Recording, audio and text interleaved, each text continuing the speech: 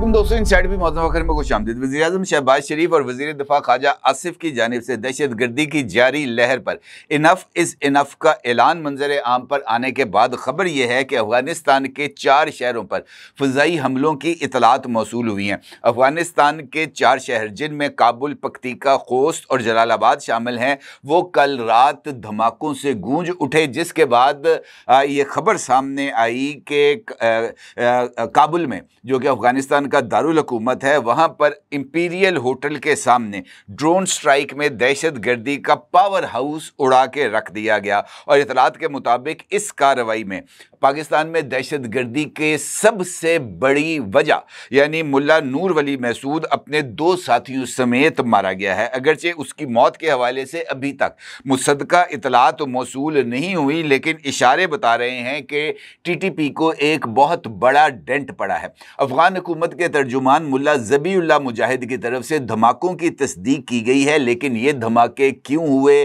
कैसे हुए, किसने किए, इस हवाले से कोई तफसीलात सामने नहीं आई। और नुकसानात क्या हुए, ख़ास तौर पर मुल्ला नूर वली महसूद के हवाले से इसकी भी कोई तफसीलात नहीं बताई गई। तो इस सूरत हाल में यह सवाल है, बड़ा ही इम्पॉर्टेंट सवाल है कि हकीकत क्या है।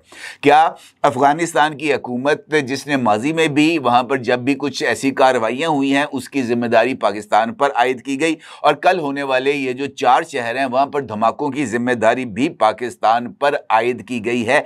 इस सारी सूरत हाल में हकीकत क्या है? क्या पाकिस्तान ने दहशत गर्दी के इस पावर हाउस को उड़ाया है, और या ये अंदरूनी चपकलिश का नतीजा है? इसी दौरान ये खबर भी सामने आई कि औरकज़ई में दहशत गर्दी की कार्रवाई, जिसमें 11 पाकिस्तान के शेर जवान शहीद हो गए थे, इस कार्रवाई में मुलव्वस 30 खारजियों को जहन्नुम वासिल कर दिया गया है। और आज पाक फौज एक बड़ा और अहम ऐलान करने जा रही है। तो ये सवाल भी बहुत ही ज़्यादा अहमियत का हामिल है कि फ़ौज आज क्या करने वाली है। इस सूरत हाल पर बात करते हैं और इन तमाम सवालात के जवाबात तलाश करते हैं।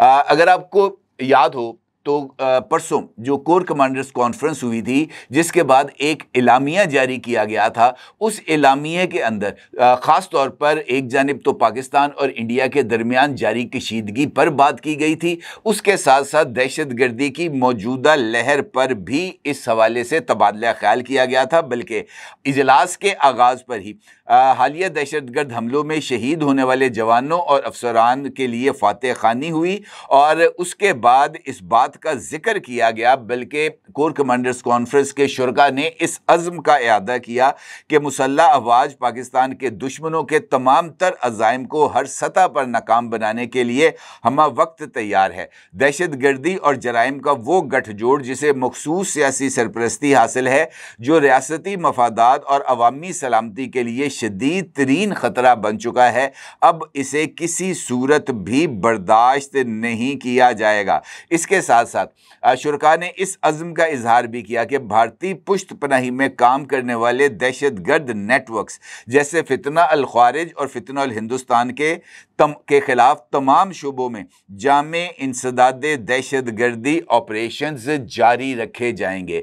तो इसका मतलब ये है कि पाकिस्तानी फ़ौज का जो सबसे सुप्रीम फोरम है, उसने वाज़ेह तौर पर इस बात का इजहार किया कि जनाब दहशत गर्दी को किसी भी सूरत पाकिस्तान में ना पनपने दिया जाएगा, ना ही उसको कार्रवाइयाँ करने के लिए खुली छूट दी जाएगी, और ना ही उसके सरपरस्त सियासी अनासर के लिए किसी तरह की कोई छूट उनको अवेलेबल होगी। ये एक रिजॉल्व था।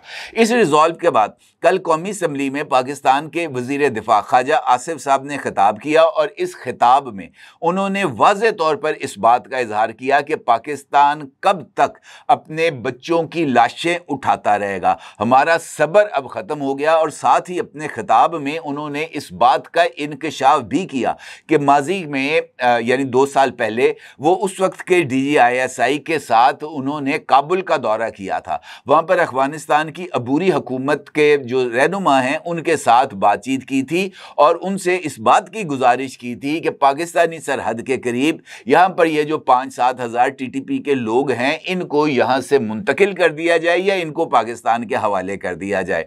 तो उस पर अफगान हुकूमत के लोगों का ये कहना था कि वो इन 5-7 हज़ार लोगों को मशरकी हिस्से से उठाकर मगरबी हिस्से में मुंतकिल करने के लिए तैयार हैं और इस मकसद के लिए उन्हें 10 अरब रुपए दरकार हैं। यानी उन्होंने पाकिस्तान से टीटीपी को रोकने के लिए कीमत को तलब किया था और वो कीमत थी 10 अरब रुपए।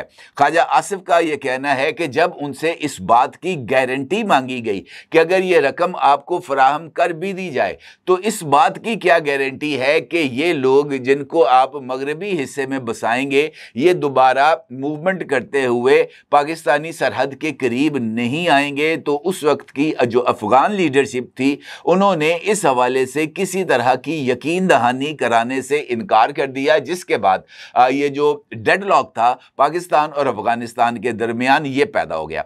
इसी दौरान अफगानिस्तान के इंडिया के साथ रिलेशंस में इजाफा हुआ और वो रिलेशंस अब बढ़ते बढ़ते बहुत आगे तक जा चुके हैं। अब इस सारी सूरत हाल में जो रद्द-ए-अमल निकला इस 10 अरब रुपए का मुतालबा तस्लीम ना करने का, तो फिर जो पंपिंग थी मशरकी हिस्सों में पाकिस्तानी सरहद के करीब, वहाँ से दहशत गर्दों को पंप किया जाना शुरू हो गया पाकिस्तान की तरफ। और इस सारे अमल के मरकज़ी जो सहूलतकारी है वो मुमकिन तौर पर अफगान हुकूमत की तरफ से ही की गई। उसके बाद सूरत हाल आपके सामने है, बलूचिस्तान है या खैबर पख्तूनख्वा है, वहाँ पर दहशत गर्दी के वाक़यात और ख़ास तौर पर सिक्योरिटी फोर्सेस को निशाना बनाने के अमल का आगाज़ हो गया। और ये वाक़यात बढ़ते बढ़ते परसों उस लेवल तक आ गए जहां पर पाकिस्तानी फौज के 2 अफसरान समेत 11 और बाज़ इतलात के मुताबिक 16 जो फौजी थे वो शहीद हो गए। अब ये मामला यकीनी तौर पर पॉइंट ऑफ नो रिटर्न पर आ गया और फिर कल फेडरल कैबिनेट के इजलास से जनाब शहबाज शरीफ साहब ने न सिर्फ खिताब किया बल्कि इस खिताब में भी उन्होंने वाज़े तौर पर इस बात का इजहार कर दिया कि जनाब अब हमारी तरफ से इनफ इज़ इनफ हो गया, सब्र ख़त्म हो गया है। और फिर इस ऐलान के बाद रात गए तकरीबन रात को कोई तकरीबन 11-12 बजे के करीब ये खबर मौसूल हुई कि काबुल के अंदर 2 धमाके सुने गए हैं और बड़े ज़ोरदार धमाके सुने गए हैं। इन धमाकों के सुनने के बाद ज़बीहुल्लाह मुजाहिद जो कि अफगान हुकूमत के तर्जुमान हैं उनकी तरफ से इन 2 धमाकों की तस्दीक की गई और कहा गया कि जनाब धमाके हुए हैं, कैसे हुए हैं, क्यों हुए हैं, इसकी तफसीलात अभी मालूम नहीं। फिर उसके बाद पाकिस्तान पर इल्ज़ाम आयद कर दिया गया और कहा गया कि काबुल की फ़ज़ाओं में जेट प्लेन्स के उड़ने की आवाज़ सुनी गई है और मुमकिना तौर पर पाकिस्तान की तरफ से एयर स्ट्राइक की गई है काबुल के ऊपर। और फिर यह खबर सामने आई कि इंपीरियल होटल के करीब जो सड़क थी, शारा थी, वहाँ से एक जो है वो जीप गुजर रही थी, टोयोटा जीप जो लैंड क्रूज़र समझ लिया V8, वो गुजर रही थी और उस जीप को निशाना बनाया गया। इस हवाले से उस जीप का एक अक्स आप इस वक्त अपनी स्क्रीन पर देख सकते हैं और बताया ये गया है कि इस जीप के अंदर मुल्ला नूर वली महसूद मौजूद थे और उनके साथ साथ उनके 2 नायबीन जो कि उनके जानशीन तस्वुर किए जाते थे वो भी उनके साथ मौजूद थे और उनको एरियल स्ट्राइक का निशाना बनाया गया है और उनके चीथड़े उड़ गए हैं। फिर ये खबर सोशल मीडिया पर आई, मुख्तलिफ जगहों पर यह खबर फैली और उसके बाद एक ऑडियो सामने आती है मुल्ला नूर वली महसूद की, जिसमें वो टाइम और डेट बताते हैं कि जनाब आज 9 अक्टूबर है, इतने बजे है और मैं जनाब बिल्कुल महफूज हूँ, सही सलामत हूँ और मैं काबुल में नहीं हूँ बल्कि मैं पाकिस्तान के कबायली इलाका जात में मौजूद हूँ। ये इस तरह की एक ऑडियो सामने आती है। लेकिन इसके बावजूद भी जनाब ये जो ख़बर है कि नूर वली महसूद इस कार्रवाई में निशाना बन गए हैं, इसकी वाज़े अंदाज में कोई तरदीद सामने नहीं आती। फिर यह खबर सामने आती है कि DGISPR लेफ्टिनेंट जनरल अहमद शरीफ साहब आज कोर हेडक्वार्टर पेशावर के अंदर एक अहम प्रेस कॉन्फ्रेंस करेंगे और इस प्रेस कॉन्फ्रेंस के अंदर वो पाकिस्तानी फ़ौज के हवाले से चंद अहम ऐलानात भी करेंगे। अब ये जो ऐलानात हैं ये मुझे ऐसे लगता है कि ये कोर कमांडर्स कॉन्फ्रेंस, उसके साथ साथ वज़ीर आज़म का काबीना से खिताब और उसके बाद ख्वाजा आसिफ साहब की कौमी असम्बली में खिताब का ही तसलसल होगा। अगर आपको याद हो तो कल की एक वीडियो में मैंने आपके साथ इस खबर को शेयर किया था कि एक जानिब पाकिस्तान की तरफ से जो जंगी साजो सामान है जिसमें टैंक हैं, बख्तरबंद गाड़ियाँ हैं, तोपखाना है, इसको ये जो इंडिया के साथ मुत्तसिल बॉर्डर है, ख़ास तौर पर वर्किंग बाउंड्री, वहाँ पर मुंतकिल किया गया है। LOC के ऊपर भी पाकिस्तान की तरफ से जो तादाद है उसमें इजाफा किया गया है। और मैंने कल आपको इस हवाले से आगाह भी किया था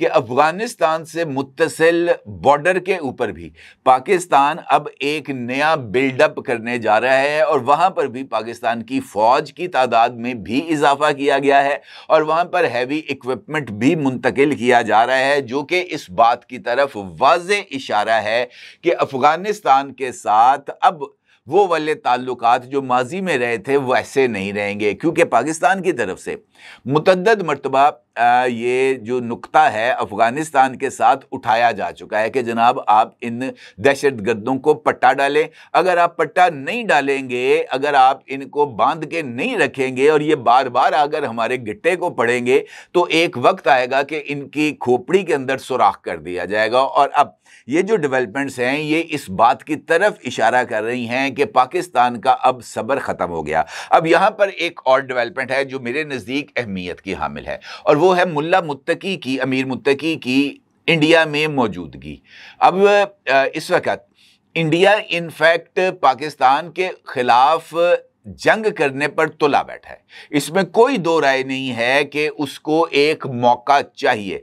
और अगर पाकिस्तान के अफ़गानिस्तान के साथ मामलात हो जाते हैं और इस हवाले से जो कशीदगी है यकीनी तौर पर अफ़गानिस्तान के साथ वो बढ़ गई है, इस कशीदगी का फ़ायदा दुश्मन किस तरह उठाएगा इसको जांचने के लिए कोई रॉकेट साइंस की ज़रूरत नहीं है कि इंडिया अफ़गानिस्तान की सपोर्ट करते हुए वहाँ पर अपने जो असरात हैं उनमें इजाफ़ा करते हुए, वहाँ पर अपनी मौजूदगी में इजाफ़ा करते हुए वो पाकिस्तान के ख़िलाफ़ प्रॉक्सी वॉर में शिद्दत लाएगा। और वो जो 10 अरब रुपए पाकिस्तान से मांगे जा रहे थे, वो 10 अरब रुपए अगर इंडिया की तरफ से आ जाएंगे तो उनको क्या प्रॉब्लम है, उनको तो पैसे चाहिए, उनको इधर से पैसे मिले उधर से पैसे मिले, वो तो पैसे के गाहक हैं, पैसा वो कहते हैं मैं नोट वहाँ मेरा मूड बने, उनकी यही सिचुएशन है, इससे आगे वो जा नहीं सकते। तो अब मुझे ऐसे लगता है कि पाकिस्तान अब एक ऐसे मरहले पर आ चुका है जहां पर पाकिस्तान को अब इसके अलावा उसके पास कोई रास्ता नहीं है कि वो अपने दुश्मनों को उनके घर में घुसकर मारे। और इसके लिए मेरा नहीं ख्याल कि अब रियासत के अंदर या रियासती अवाम के अंदर किसी तरह का कोई इबहाम बाकी है, मासवाए एक पॉलिटिकल स्कूल ऑफ थॉट के जो ये समझते हैं कि जनाब हमें अफगानिस्तान के साथ सख्ती से नहीं नरमी से पेश आना चाहिए। और ये वजह है कि खैबर पख्तूनख्वा के अंदर एक पॉलिटिकल चेंज आ रही है। मुझे ऐसे लगता है कि आज ये जो प्रेस कॉन्फ्रेंस होने जा रही है जनाब अहमद शरीफ साहब की, उसमें इस इशू को भी एड्रेस किया जाएगा। ना सिर्फ एड्रेस किया जाएगा बल्कि बहुत सारे सवालात के जवाबात भी मिल जाएंगे और पता चल जाएगा कि पाकिस्तानी फ़ौज आज क्या करने जा रही है। अलबत्ता ये बात तय है कि दहशतगर्दों के लिए ज़ीरो टॉलरेंस की जो पॉलिसी है उसको मज़ीद आगे बढ़ाया जाएगा। इस मामले पर किसी तरह की कोई पीछे हटने का कोई इम्कान मुझे नज़र नहीं आ रहा। अपनी जगह ज़रूर इज़हार कीजिएगा। आपका बहुत शुक्रिया। अल्लाह हाफ़िज़।